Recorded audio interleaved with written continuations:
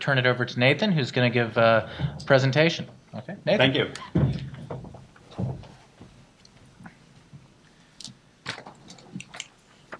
As we set up the... Okay. So let me say, by starting where I actually have some agreement with Commissioner Olhausen, which is privacy under the Brandeis idea of sort of harm to dignity is very hard to fit into competition.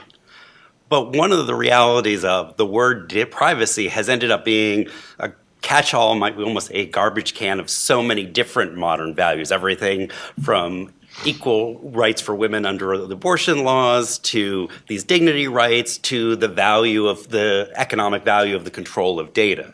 I think it's the latter, which I think is the more specific part that becomes very important for competition policy. And that's the part where I'm going to talk about. And I would say my own recently launched organization, Data Justice, it was in some ways founded, not against, but saying that the language of privacy by many advocates on the progressive area, which I come out of, is not helpful to the discussion. It isn't concrete enough to actually get at the economic justice harms that I think are happening out there with consolidation around the control of data. So that's what I'm going to talk about.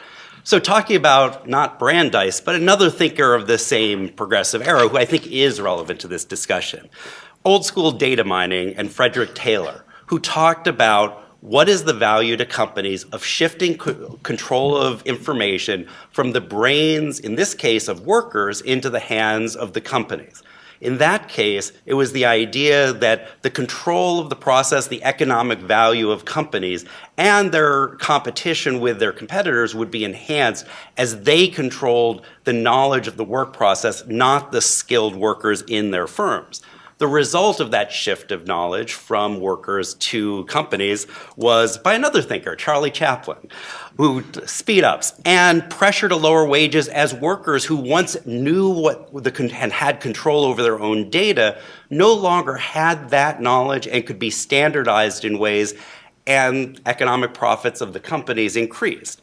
And you saw a great consolidation of industry in this period of mass production because control of data spread over a larger firm was actually a competitive advantage. And there was much reaction against competition, and much of the Sherman Act and later parts of antitrust were based on that vision of what was happening, even though, and I will actually argue, much of past social conflict can be reframed as a fight over control of information. And as we come into the modern era, thinking about that, social conflict and control of information I think lies at the heart of much of this discussion, where the word privacy can obscure it and make you sort of divide off things into a consumer protection versus competition, where I think once you understand it is about control of information, these two actually become bonded in many ways. So why the rise of big data platforms matter? You have Google, Facebook, many others organizing information about the world, about processes, but more importantly, about what's in the minds of consumers themselves. That's where what Frederick Taylor did and what modern data platforms do, and that the continuum, it's not information about the world, it's information that's in consumers' minds that matter most here. They reshape markets and they empower corporate advertisers to target, in some cases, prey on consumers based on profiling of what's in those consumers' minds. And control of more data is key to dominating these particular economic sectors, which in turn generates more data from consumers, fueling more market concentration. It is the idea that more data begets more data that creates the dynamics of concentration that is most at worry in these cases. And this rising information inequality in markets seems to underlie much of the rising broader economic inequality. The example of subprime mortgages, which was an example of price discrimination and data mining, where you said, you have the same credit rating as this other person, but I know you will take this worse deal because you don't know these better deals are out there. And so you had a whole series. We're not talking about where somebody gets a worse deal because they have a worse credit rating. They get a worse deal because they don't know there's a better deal, and they're given the exploding market. And a whole set of people were victimized based on that kind of data mining, of finding victims who could accept a worse deal than the other person similarly situated but not knowing. User data And this is the key thing. When you think about these data platforms, Facebook, Google, in some ways, their business model is very simple. Buy low, sell dear. They buy data essentially from their users at a very cheap price. They barter off user services at a cost far below the revenue that they're able to resell that data to advertisers. And when I'm going to talk about privacy, I would reframe it almost in intellectual property terms as the ability to control the monetization of your data at a price that fully compensates you for the value, which goes into a whole bunch of other issues of privacy. Encapsulates in modern parlance everything from being informed that the data is being used in ways that you might have an interest in, and the issue of are you controlling it well enough that you have a chance to get its full economic value. Data platforms' revenues are based on harvesting the largely free labor of people putting up this data and encouraging users to provide private data without compensation. And users systematically undervalue the economic value of that personal data, and they often don't know it's being shared with their data. So you have a systematic problem of user lack of information, both about that it's being shared, but of its potential value. And control of information does create dominant market power. And I will argue, and I think the labor markets I started with and these markets share one thing in common. And somebody like Joseph Stiglitz, who comes out of information markets, has had information economics, has had pretty good insight saying traditional product markets, for all the critiques and debates that there are around neoclassical economics in the sort of modern era of antitrust, at least there's some consensus there on how it works. And there are critiques. But the thing about labor markets, and I would argue these information markets, the price involved is subjective. What people are willing to pay a worker and what people are willing to accept is so based on situation, which is why there's often not a uniform wage price, and there's not a uniform price for the sale of data in many cases in this world. And the fact that products are being so systematically sold at different prices for different people based on subjective situation says that there's something happening here where, however poor the discussion of privacy is, there is a concrete economic function of where information is playing a role. And what is true, and this is the Stiglitz point, data is not worth buying just a little of in the big data world. You either buy a lot or you go home. And this has happened with the consolidation of banks and consolidation of online data platforms. Big data is called big data for a reason. The correlations emerge through large, large data sets. So it's very hard for a small player to get into that game by that nature. And barriers to entry rise since potential competitors don't have the data themselves compared to the incumbents, and they don't have the concentrated computing power to process the data in that particular sector. And analyzing the maximum quantity of data and the correlations within data is trumping sort of the proverbial better mousetrap. I put up Deep Blue, which was the IBM computer in chess playing, because the frustration of modern artificial intelligence was it wasn't creating somebody who thinks like a person. It's developing somebody who knows every chess move that's ever been played that actually gave the advantage in playing chess. So it wasn't having a smart computer, it was having a computer with lots of data that eventually beat a grandmaster chess player. And so that is the trajectory here, that more data is what wins in the marketplace. And the point is not how easy it is for users to shift between competing platforms. They are irrelevant to competition analysis. But what is relevant is, can an advertiser choose not to go with a dominant player on these sort of two-sided markets at least? And is a competitor a substitute for the dominant player? And the evidence of this market power is, one example is that Google, of course, makes more money than all of their competitors. What's interesting is they make more money for a click on the same keyword. And it doesn't matter how many clicks. For the same keyword, they make more money. And the premium price they get says it's not just that you found a user, because if you find a user on Bing or Yahoo or whatever, you still pay more to Google for finding that same person there. And that goes to the idea that there's something about getting the data through Google that gets them a premium. And I will note, the FTC decision on Google back in 2013 was about them as a search engine and their search company. It actually didn't rule on what they're advertising on. So the reuse, did you say 1 minute? 1 minute. Okay, so I'll go very quick. The reuse of data spreads, what's important is they get data from many other sectors across, and that actually reinforces it. So whether it's Android, the fact that Google and other companies keep spreading out into new data sources says that their business model says more data matters. So, and I will say, and I'll go maybe into questions on this, price discrimination is where there's some consumer harm. This is where using this data, you actually are able to target people, like with subprime mortgages, for worse deals. And that's where the concrete harm of lost, not privacy per se, but control of your data harms consumers. And I would argue that, at its core, is the problem we're talking about here. And the final thing is, I'll leave this graph, which is, as we've had the era of big data, we've seen progressively less of the returns of recoveries going to average households. I'm not going to say big data has caused rising economic inequality. There's a large debate out there. But I will argue, I think it's a part of the debate we have to have of why we've had this rising economic inequality. Okay. Thank you, Nathan. All right. I have a different view on the viability of this foreclosure theory, and I just, so why are they wrong? Tell me why they're wrong, and sure. I'll, of course, anyone after Nathan responds, I'd like to their reply and reply briefs aloud. So go ahead. So I'd first answer the ubiquity of data out there question, which is, in a certain sense, those selling data don't have the best data, and those with the best data don't sell it. You look at the ones who are actually getting ongoing, real-time, sort of as people act information. That's Amazon, that's Google, that's Facebook. Really only a handful of folks who are getting almost minute to minute on the internet.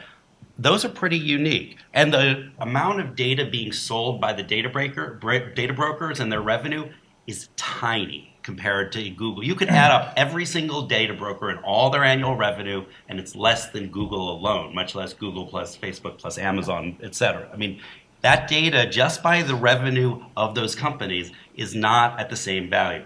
The other part of it, and this goes to how data is used and which data matters, the data that matters is what people bought. That's a useful piece of data, but also it's what people are thinking about, their intentionality, which is very much real time.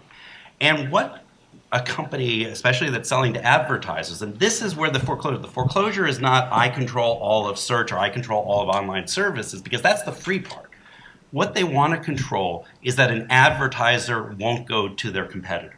And what you deliver to your advertisers is, I know what this person wants to buy, one, but more importantly, I know what price they're likely to buy it to. And that's a whole set of behavioral profiling that seems to uniquely increase with the amount of data. When you combine what videos you watch, what you've sent in email, it's also the diversity of data. I think that's also important. Your grocery store knows a lot about one thing, what you bought. They know nothing about what movies you watch. Some other company may know a lot about what you do online in this area because they're a specialized site. What's unique is a few companies, and again, Facebook and Google are very important here because they actually are spreading out into multiple areas. They combine a diverse profile of people that gives them ability to deliver something almost nobody in specialized areas can do. Not that the specialized companies can't make revenue, but it's on a far smaller scale. And I think that's what's important. It's the diversity and the fact that what advertisers want, and this goes to this issue of price discrimination, the value of being able to charge different prices to different users and knowing how to profile them, I think is ubiquitous in this new economy. And I think that's what's under-discussed in this whole area. Okay. Kind of what Andres is saying, okay, well, lots of stuff going on here. How do I know that, how do we know whether that I'm giving up too much data, I'm not getting the value for my data, as was in your presentation and some of your writing? I think the key phrase that Andres gave was implicit deal, that consumers know what's happening. And every survey out there says they don't. They neither know it's being shared with third parties overall, or that the value that it has, because a lot of times they don't know the value because the value will be figured out later. People may just say, well, tough luck, they gave it up, it's gone. That's not how we actually treat intellectual property. And that's why I sort of started off there. the idea of certain kinds of the value of stuff, if it belongs to you, is just because somebody's smarter and figures out how to use it over there before you do, you still have the right to afterwards say, you used something that was valuable without my permission for that use. And if you start to think of privacy as this catch-all of a lot of things, the right to control how my personal data is monetized, there is no deal. Nobody has been told this is happening either up front because most of them don't know, so the message hasn't gone through. No meeting of minds in the deal. Secondly, they don't know that it was going to be used X way because that's figured out after that deal's made. So there's no way they could have known that use was going to be done. So if we reconcede privacy more along the idea that people have an ongoing right over their data, and I think that's in many ways how some people talk about it, that's where this zero price point is a problem because it prevents a friction point. And this is where the behavioral economics, the minute there's even a single penny at stake, people start to ask these questions. Is this worth even a penny? It's amazing when you think about it, the elaborate auction system, so precise with Google and Facebook on how they price all these little ads, and then this barter situation on the consumer side. I don't think that's accidental. Barter, as I once said in an article, in the history is of trading trinkets so you then can take something valuable from the people you bartered with and then sell it in real markets for far higher value. And I think that's what we have is sort of the primitive tribes of users online being exploited in these barter situations at a zero price and then the value being redone. And I think why it matters in competition is if somebody gets there first, they collect a lot of data very rapidly and cement control of information in that area in a way nobody else can come in. If there was stronger privacy protection in this way, not in the dignity harm way, but in this I get control of monetizing, nobody would then control so much data that nobody else could get in. And I think that's the link between the privacy in this control of monetization data sense and competition. In an antitrust profession, if that price discrimination is not something we should worry about as a general matter, and because it's theoretically ambiguous, and in general we think it's probably gonna be fairly helpful and increase output. So I like to ask you that, Nathan, and then I think Darren had some thoughts, or anyone else who has some thoughts on that, and then we can open it up to a few questions before we have to adjourn. Sure. Well, first of all, I don't invoke price discrimination on the legal side. I mean, Robinson, Patman, ignoring the law on the books is a tradition on this, so I won't push that. I'm just going to say that I just want to push that it's not that they ignore the law in the books. I think they ignore the law in the books because the economic consensus is that this isn't something we should care about. Right. So it's not. I understand. Yeah, okay. I'm just saying. So it isn't about the law; it's about the economic consensus. And part of what's challenging is that economic consensus. It isn't that price discrimination is happening and that's the violation of the law. It's because price discrimination is empowered, and we should talk about markets. It's true. We aren't talking about competition in the market for real estate services. Trulia, et cetera, is in that market. Google actually isn't, although they could jump in, but they're not. But the question is, when you talk about Google, for example, it's search advertising is at least potentially the relevant market. And the question is the data Trulia have useful for if they wanted to jump into search advertising and so on? And this is where price discrimination matters because a company pays arguably a premium to Google for the same click, which is my point. And that makes it very hard for a competitor who can't get paid the same for clicks on fewer clicks to even go into that market. And I think it's worth talking when we talk about practically is whether it's free stuff, what users are getting is the degree of profit that a company like Google has is extremely large. And that is as good an empirical example of where the consumer surplus of the deals happening is going. And just talking about overall, whether what Google has done with a lot of its revenue is first put it into a big pile of cash. Second, and they've got it, so a lot of it hasn't gone back to the users objectively because they couldn't have as much cash on hand if the revenue coming in was meeting what they were spending. Plus, a large chunk of that revenue has gone into subsidizing essentially money-losing endeavors like Android and all their other endeavors, because what they make their money on is search advertising. And those other endeavors that lose money implicitly help them because it gives them more data, adding to the evidence that getting the data is what drives their profit. So I think there is the thing. And I do want to add the one last thing is, Sure. Does price discrimination happen? Almost every company that sells on the web has a little thing called a promo code. Most advertisements are offering promo codes to some people that other people never see. Price discrimination through sales in the literature is implicit, and such sales are endemic on the internet. And a lot of what happens on the internet is non-good sales, finance, et cetera, with lead generation, directing people to different companies based on their category. So a lot of the price discrimination happens on which payday lender you might get sent to. So I think there's a lot of implicit price discrimination that doesn't show up by reputable firms changing their prices, but happens on how you get directed. Right. I would say the studies that have been shown is that there are even though there's lots of small new entrants coming into the ecosystem, there's far fewer of the small companies becoming bigger companies. And these are Kaufman studies. There are many other studies that the barrier to entry to becoming part of the S&P 500 is far larger than it used to be.